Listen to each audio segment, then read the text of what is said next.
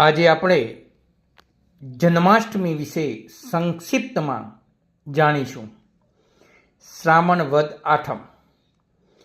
મહાભારત અને શ્રીમદ ભાગવતનો નાયક ભગવાન શ્રી કૃષ્ણનો જન્મ આ દિવસે રાત્રે મથુરામાં થયેલો. તેથી આ દિવસને જન્માષ્ટમી કહે છે, તેમજ ગોકુળ આઠમ કહેવાય છે. તેની સ્મૃતિ રૂપે આ જ દિવસે કૃષ્ણ જયંતિ ઉજવાય છે તથા ઉત્સવ મનાવવામાં આવે છે. મથુરાના રાજા કંસને દેવકી નામે એક બહેન હતી. તેને વસુદેવ સાથે પરણાવી હતી. જ્યારે બહેનને પરણાવીને વિદાય કરવાની વેળા થઈ ત્યારે આકાશવાણી થઈ કે હે કંસ, તારી બહેન દેવકીનું 8મું બાળક તને મારશે. આ સાંભળી કંસે દેવકી અને વસુદેવને કેદખાનામાં પૂરી દીધા.